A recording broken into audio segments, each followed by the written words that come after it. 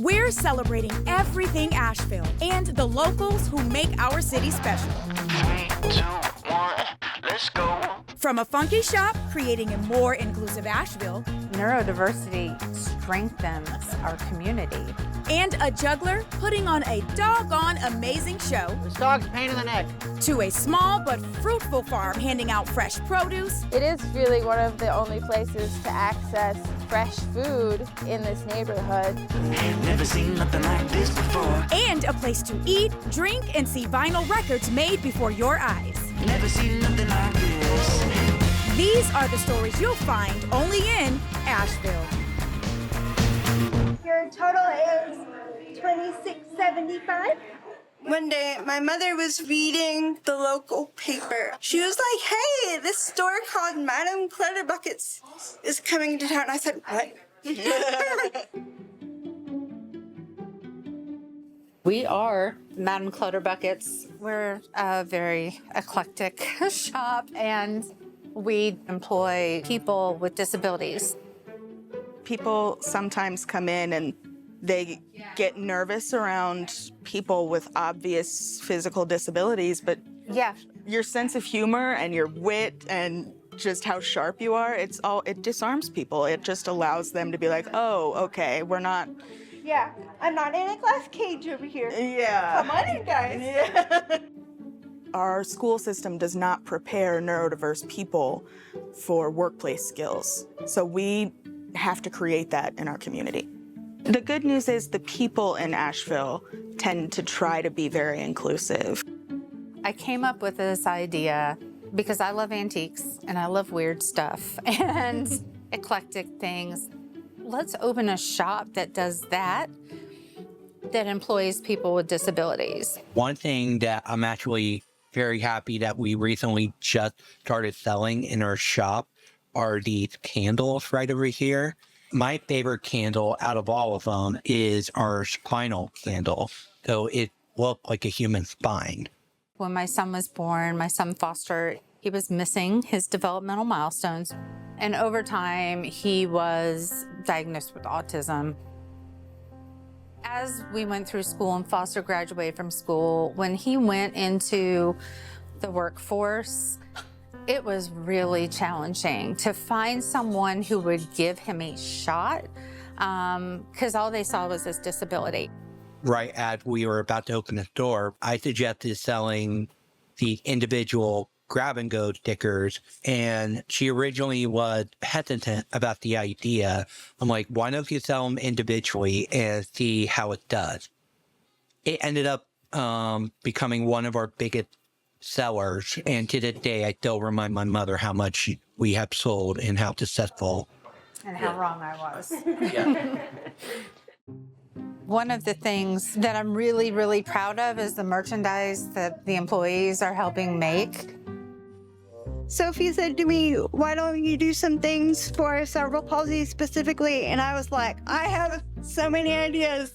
I love them all, but I love this one in particular. Tell me if my fingers are in the way. It's not difficult to make a workplace accessible. Everybody has different needs. We're constantly trying to figure out what are accommodations that we can reasonably make happen. And so far, we haven't come up on anything we can't do. I really do appreciate this particular accommodation because me and curtains just don't go well together. Although I like them. Yeah. They're very fancy. This store is more for a neurodiverse customer base, neurodiverse employees. After feeling excluded for so long, I definitely know how it feels to find your place, your people, however you want to put it. It feels really good. Yeah. Neurodiversity strengthens our community. Their abilities outweigh disabilities every single moment of the day. Their work ethic is incredible. They're great with customers. I feel like there's connections being made that are beyond work skills. We want our employees to have as much of a voice in this space as possible. It's my favorite job I've ever had. They train me and let me know that if I mess up, it's okay. Whereas in other places, I couldn't handle it because there was so much pressure to do it just right. Everybody builds this social confidence and independence that you don't see when they first start in the store. They're advocating for themselves, but they're also sharing this pride about who they are. The world is neurodiverse. We all have different kinds of brains. We all have different talents and different challenges. I'm hoping that people will seek out businesses that are employing adults with developmental or intellectual disabilities and support them. And that's how communities should be. We should be looking after everybody. We should look around and see who's not included and fix it. This is a perfect store for Asheville. It's quirky, it's weird, it's inclusive.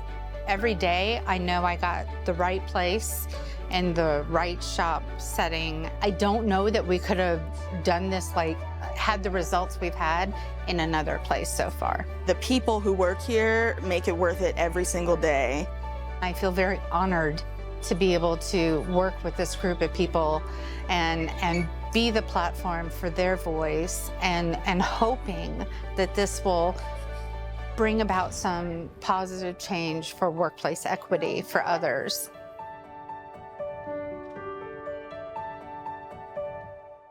Now, let's dive into some Asheville trivia. Which wild sports feat took place in Asheville? The slowest car race, the fastest baseball game, the longest bowling frame, or the fastest tennis match?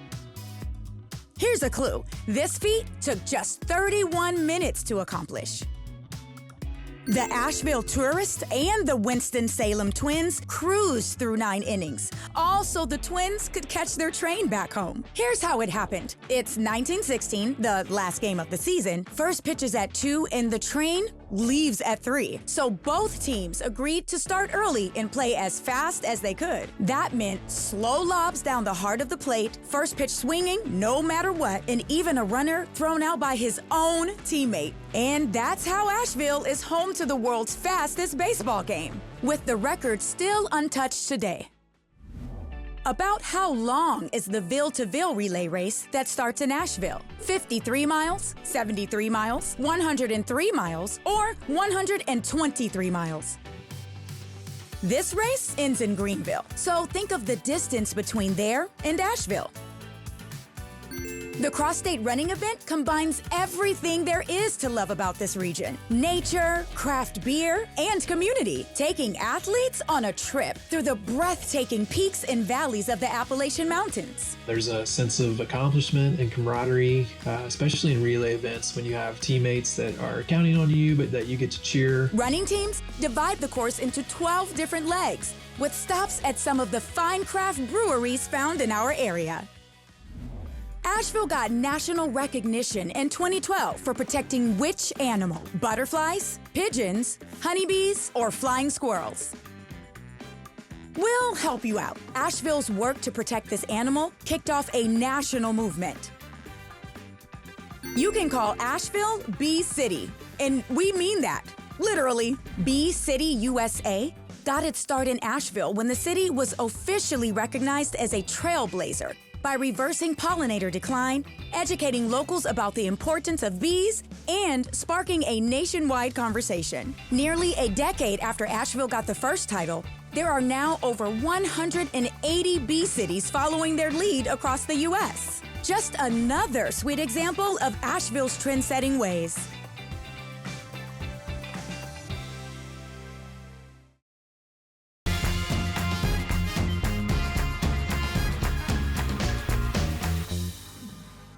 Did you know Asheville is one of the rarest music makers in the country? And we're not just talking about musicians here, folks. We are home to a unique vinyl pressing plant where you can watch the vinyl press in action and see the magic for yourself right here in the heart of downtown. It's a fascinating process, starting with molding ground pebbles of vinyl together. Then a stamper flattens the vinyl and creates the grooves that will soon contain music. Citizen Vinyl makes more than 2,000 records every single day, covering local bands all the way up to big labels. Safe to say, vinyl is making a comeback. Most, if not all, pressing plants are not really having to hustle for business these days, and that's a good thing for the industry. Citizen Vinyl sits in Asheville's historic Citizen Times building, which has been revamped to not only include the vinyl press, but a vinyl-themed bar and farm-to-table cafe. The building was previously home to the city's 2 newspapers and one of the country's most popular radio stations, WWNC Radio, where bluegrass was introduced to the world. Seems pretty fitting that records and music are still being made here, right? And with only a few dozen vinyl pressing facilities in the U.S., Asheville is at the forefront of the vinyl revival. And that is music to our ears. Now you are in the know. All right, so if you want to keep your dog safe in the streets of Asheville, there's only one way to do it. You got to pick your dog up and you got to put your dog on top of your head. It is, in fact, the only solution for dog safety available. Oh, you're so nice. Thank you very much. That's very kind of you. The most challenging thing as a juggler is making a living being a juggler. The street show I do, it's not necessarily just something I do because people can give me money for it. It's also a very cathartic experience to engage in the improv humor with the people who come. This dog's a pain in the neck. People like when this dog sits on my head. I did it one day as a joke, and people liked it so much, I just kept doing it. Asheville's a great town. There's no permitting here. People are allowed to express and do whatever art they want. Hello, would you like to learn to juggle? Well, come on and come juggle. This is a free juggling club. This is the Pack Square Juggling Consortium. We meet every Sunday. I started the club where I would just teach jugglers who can juggle balls how to juggle clubs, and then teach them how to pass them. And then when I did that, all the other jugglers showed up. It's been great. People have loved it. They've come out. People who want to engage in that. People come up all the time, and I teach them, and yeah, and they leave with a new skill. And they learn something new about themselves a lot of the time. Dare you? I have no idea what throw we're on. If anybody wants to take a stilt walking class, I teach a stilt walking class. We can learn how to walk on peg stilts. Let's put your foot on there. Nice. So you got nice tall calves. So this is your size. So one of the key aspects is you got to keep moving, and you got to lift your leg really high, and to step over any issues. And if you fall, you're gonna fall forward, and I'm just gonna be in front of you. So you got to keep moving, lift your legs really high, and just don't cross the stilts. Keep them apart. You're great.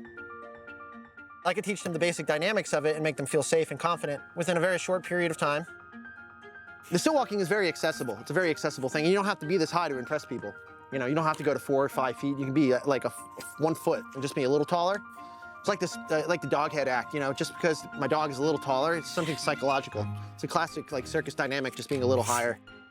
I have the luxury of the nature of my show and my attitude that I can do my show anywhere where there's people passing by. Oh, you're so nice. Thanks, man. It pays less than being a dishwasher. That's why I do all this other stuff.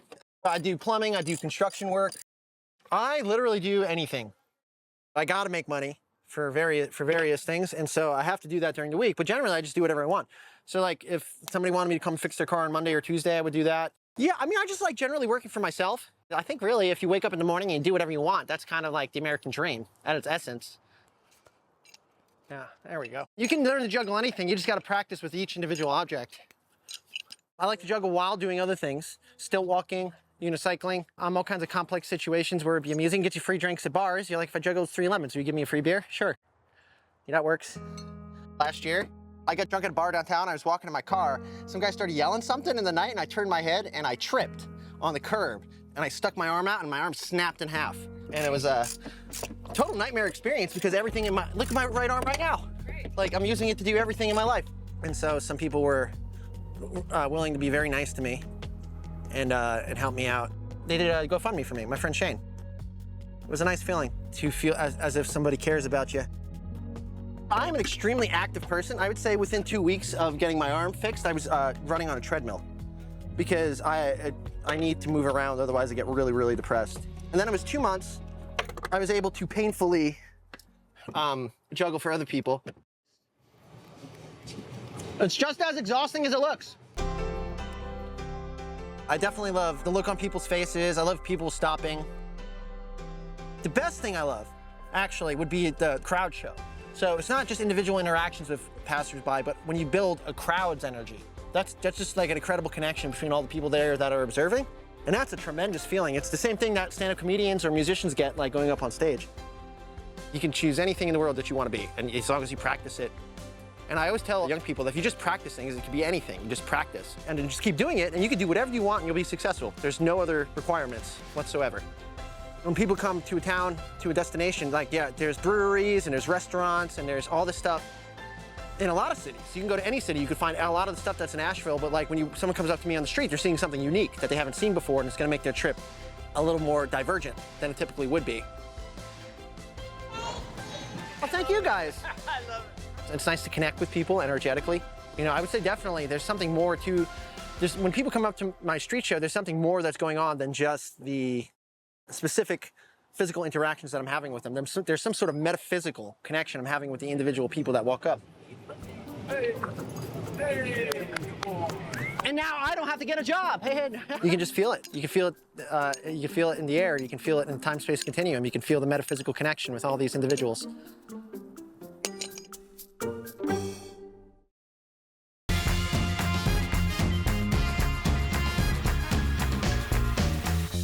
Just want to grow food and give it away for free. Is that so much to ask for? It's a real struggle in this neighborhood. There are no grocery stores in the neighborhood. Pretty much the only place to buy food is the gas station. Back in the 60s, before Asheville's urban renewal project destroyed a lot of this neighborhood, there were upwards of 15 small grocery markets. Trying to get back to that is what ended up creating this farm. My name is Chloe Moore. I am the farm manager here at Southside Community Farm. We are a Black-led food space in the Southside neighborhood, which is a historically Black neighborhood in Asheville, North Carolina. Our neighborhood is home to almost 50% of Asheville's low-income public housing. And what we do here is grow a lot of food. We do free food distribution. We host a farmer's market of all BIPOC vendors, and we do a bunch of community work and education.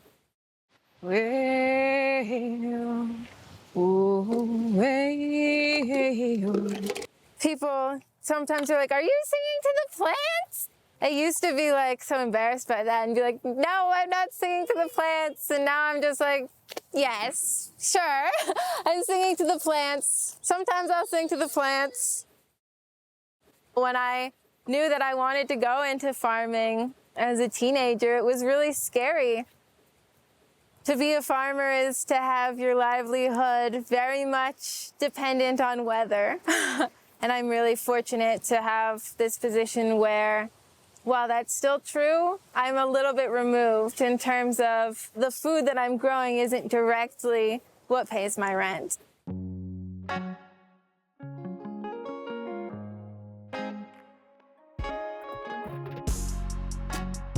We started our free fridge program in 2019.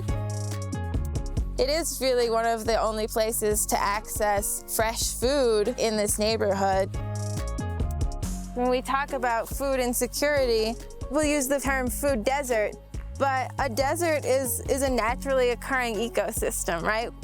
When we don't think about the history, we might think like, oh, just so happens that this neighborhood doesn't have good food access and doesn't have grocery store access. And that's not the case at all. This is something that was artificially created. And so that's why we use the terminology of food apartheid. I try to weigh everything I harvest.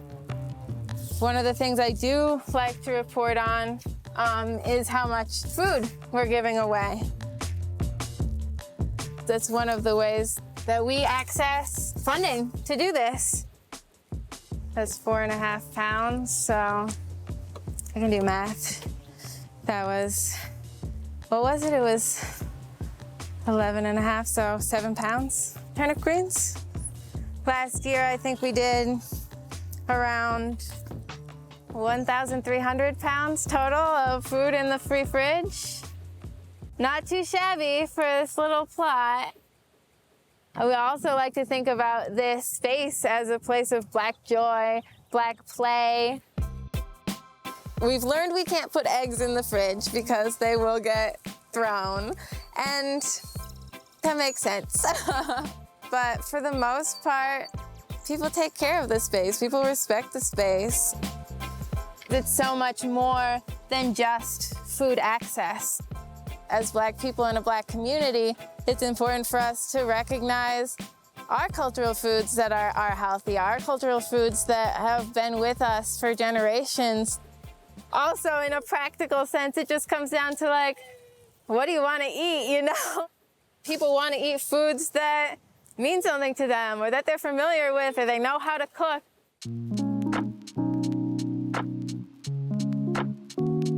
I like the quiet days where I'm just out with the plants by myself and I'm watching things slowly develop and just the little things, being like, oh, look at how beautiful this flower is, or look at how cool this bug is, you know? When we're working here, we are also relearning how to love the land and to be with the land. That's really important to me. It's really meaningful to me. And as Black people, like, that's part of our healing.